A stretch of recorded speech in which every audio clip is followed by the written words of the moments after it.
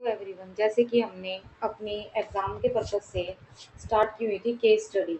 तो कल हमने करी थी पार्ट 2 की ज्योमेट्री ट्विंस की केस स्टडी। आज हम करते हैं फ्रैक्शन चैप्टर की, यानी कि हम बैक चलेंगे। तो अब हम आते हैं पार्ट 1 के फ्रैक्शन चैप्टर की, जिसकी फर्स्ट केस स्टडी है, जो कि क्या है हमारी केस स्टडी। आइए रीड करते हैं। Riya bought a chocolate bar and divide into equal parts. Riya है, उसने एक क्या खरीदी? Chocolate. She gives 2/8 of the chocolate to her brother and 3/8 to her sister. She kept remaining part of herself. अब एक बात बताइए, ये चॉकलेट है, शायद इसमें ना कलर मिस प्लेस है। जैसे कि उसके ब्रदर को वो कितनी बाइट्स देती है? 2, टोटल है 8। तो हम चलो अपनी तरफ से भी ड्रॉ कर लेते हैं। मान लो ये हमारी चॉकलेट बार है, उसके कितने पार्ट करे हुए? 8। 2 1 2 3 4, और बीच में से मैंने 8, 1 2 3 4 5 6 7 8, 8 पार्ट्स हो गए। अब वो कहती है, कलर कर देते हैं। जैसे हम ये जो जिस पे मैंने येलो कलर कराया, आपको दिख रहा होगा, ये उसने दिए अपने भाई को। 3 पार्ट्स किसको दिए हैं? अपनी बहन को। 1 2 3, ये 3 पार्ट्स किसको दिए हैं? अपनी सिस्टर को। बाकी के रिमेनिंग पार्ट उसने अपने पास रख लिए। अब देखते हैं आगे। इस क्वेश्चन के ऊपर आपको क्या बताना है? आंसर। तो अब अगर हम उसके रिमेनिंग पार्ट निकालें, जैसे कि ये गलत लिखा हुआ है यहाँ पर, 3/8 आएगा। ब्रदर को दी 2/8, सिस्टर को दी 3/8, और अपने पास उसने कितनी रखी? टोटल 8 पीस थे, 5 बट गए तो कितने बचे? 3/8 उसके पास बच गया। ये तो ऊपर भी आंसर हो गया। अब आते हैं हम अपने क्वेश्चन फर्स्ट की तरफ। What fraction chocolate was given to Ria's brother and sister together? तो जो ये हमारा है टुगेदर, टुगेदर का मतलब आप समझो किससे? सम से। सम यानी कि उसके भाई को कितनी दी थी उसने? 2/8। अपनी सिस्टर को क्या दी थी? 3/8। डिनोमिनेटर क्या है दोनों का? सेम। तो डिनोमिनेटर तो सेम आ जाएगा, तो ऊपर वाले को सीधा ऐड कर दो। कितना आ गया? 5/8। तो कौन सा ऑप्शन आएगा हमारा? Option B. अब हम चलते हैं अपने क्वेश्चन नंबर 2 की तरफ, जो कि क्या है? What fraction the chocolate did Riya keep for her self. अब वो अपने लिए क्या रखेगी? तो हमने ऊपर भी करा था भाई, टोटल 8 है, 8 में से 2/5 उसको दे दिया, 3/8 उसको दे दिया, तो क्या बचा? 3/8। अब चलते हैं अपने क्वेश्चन नंबर 3 की तरफ। Which statement is correct? इनमें से कौन सी स्टेटमेंट करेक्ट है? अब देखो फर्स्ट स्टेटमेंट देखते हैं। 2/8 और 3/8, 5/8 ठीक है। सेकंड देखो, 8 और 8 क्या 16 रहेगा? नहीं, तो ये वाली नहीं है। ये वाली देखो, 2 और 3 क्या 6 होते? नहीं, ये वाली भी गलत है। तो कौन सा ऑप्शन आएगा? ए। करेक्ट स्टेटमेंट बतानी है। क्वेश्चन नंबर 4, राइट 5/8 इन वर्ड्स। तो वर्ड में क्या लिखेंगे कि ये फिफ्थ पार्ट है किसका? 8 पार्ट में थे, तो हम लिखेंगे 5/8 के 8 में से कौन सा पार्ट है हमारा? 5। ठीक है, 5/8। अब चलते हैं हम अपने क्वेश्चन नंबर 5 की तरफ। इफ चॉकलेट है 20 equal pieces, sorry 24 equal pieces. एक चॉकलेट के अगर हमने कितने पीसेस कर दिए? 24, जैसे कि पिक्चर में दिखाया हुआ है। How many pieces were given to the brother and sister together. तो दोनों बहन भाई को कितने वो पीसेस देगी? अब एक बात बताओ, उन दोनों बहन भाई के पास कितने पीस थे टोटल? 5/8, 2/8 उसका, 3/8 उसका। अब हमने 25 4 कर दी, तो 24 को डिवाइड कर देते हैं। अब 8 से कट करेंगे, 8 1 जा 8, 8 3 जा 24, 5 3 जा कितने पीसेज आएंगे? 15 पीसेज। आई होप आपको फर्स्ट केस स्टडी समझ आई होगी। हम चलते हैं अपनी सेकंड केस स्टडी की तरफ। Rohan study time. एक लड़का है रोहन, उसका स्टडी टाइम दिया हुआ है, इंपॉर्टेंट है ये, इस टाइप के क्वेश्चन आते हैं। तो जैसे कि Rohan spend 1/4 of his study time of mathematics. वो 1/4 भाग किस पे खर्च कर रहा है? अपने मैथ पर। 2/5 of study of time science पर। And he use the remaining time of other subject. अब अदर सब्जेक्ट का अगर हम निकालें तो कैसे निकालेंगे? तो आगे पहले हम अपने क्वेश्चन की तरफ चलते हैं। Which of the following is equivalent to 1/4। 1/4 के इक्विवेलेंट, इक्विवेलेंट का मतलब होता है दिखे अलग पर उसको अगर हम सिंपलेस्ट फॉर्म में करें तो सेम। जैसे कि 1/4। अब आप फर्स्ट ऑप्शन की तरफ आओ। अगर मैं इसको सिंपलेस्ट फॉर्म में बनाऊं, 2 1 जा 2, 2 4 जा 8, ये क्या सिंपलेस्ट फॉर्म हो सकती है? नहीं। इसको करूंगी तो 1/2, इसको 5/8 ही रहेगी। तो कौन सा ऑप्शन जाएगा? Option A. Question number 2, to add 1/5, sorry 1/4 plus 2/5।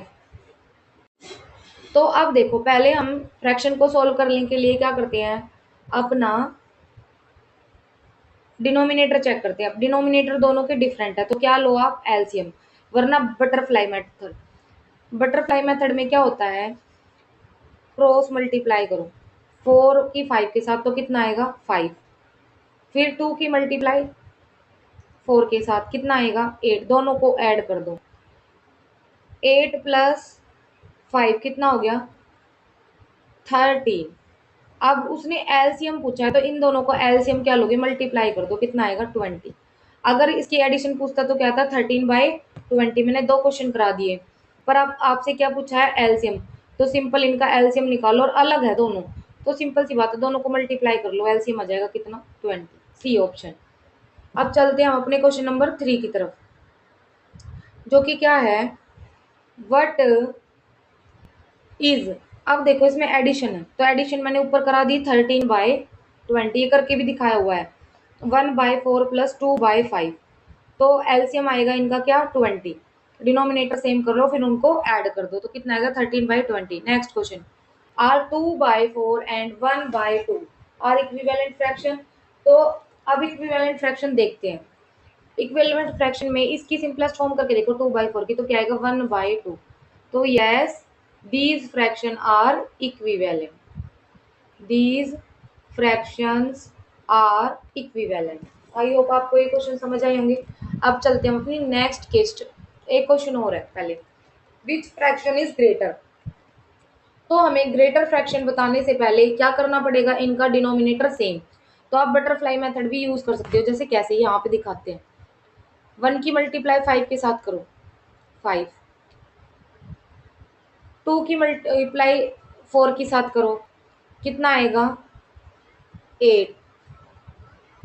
और नीचे वाले की मल्टीप्लाई करो, 4 मल्टीप्लाई 5 तो कितना आएगा? 20। तो एक आएगी 5/20, एक आएगी 8/20। तो कौन सी ग्रेटर है? 8/20, यानी कि 2/5 ग्रेटर है। तो क्या आंसर आएगा इसका? 2/5। 2/5 इज ग्रेटर देन 1/4। अब हम चलते हैं अपने नेक्स्ट केस स्टडी की तरफ। A garden, fraction in real life. अब यहाँ पर एक गार्डन है, एक school garden is divide into equal parts. School garden को इक्वल पार्ट्स में क्या करा हुआ है? डिवाइड। तो जिसमें से 3/10 है is use to for flower. देखो ये इमेज में दिखाया हुआ है, ऐसे देखो तो 3 कॉलम है जो फ्लावर के हैं, 2 कॉलम है वेजिटेबल के, रिमेनिंग किसके लिए बच गए? ग्रास के लिए। दिख रही है पिक्चर आपको? इक्वल होगा। और कितने पार्ट्स दिखाए हुए? 10। 1 पार्ट, 1 2 3 4 5 6 7 8 9 10, कितने पार्ट्स हैं? 10 पार्ट्स। अब इसके क्वेश्चंस देखते हैं। आई होप आपको ये क्वेश्चन तो समझ आ गया होगा। क्वेश्चन 1 देखो, what fraction of the garden is use flower and vegetable together. Vegetable की और उसकी, किसकी? फ्लावर की, दोनों की फ्रैक्शंस बतानी है टोटल करके। तो अब देखो, फ्लावर की फ्रैक्शन क्या थी? 3 है, तो यानी कि 3/8। क्या लिखेंगे? 3/10, 10 है ना टोटल। और वेजिटेबल की कितनी है? 2/10। तो डिनोमिनेटर सेम है, दोनों को ऐड कर दो तो क्या आएगा? 5/10। तो यानी कि बी ऑप्शन। अब question number 2, what fraction of the garden use for grass. अब ग्रास के लिए रिमेनिंग कितनी बची? तो यहाँ पर बची है 1 2 3 4 5, क्योंकि 5 किसके लिए यूज कर ली? 3 फ्लावर के लिए, 2 वेजिटेबल के लिए। तो 10 में से कितनी बची? 5। तो क्या आएगी फ्रैक्शन? 5/10, यानी कि C option. Question number 3, simplify 5/10 to it simplest form, 5/2 की सिंपलेस्ट फॉर्म बता दो 5/10 की। 5 1 जा 5, 5 2 जा 10, 1/2। या तो सिंपलेस्ट फॉर्म कह लो या फिर क्या कह लो, इक्विवेलेंट। ठीक है, दोनों बातें एक ही है।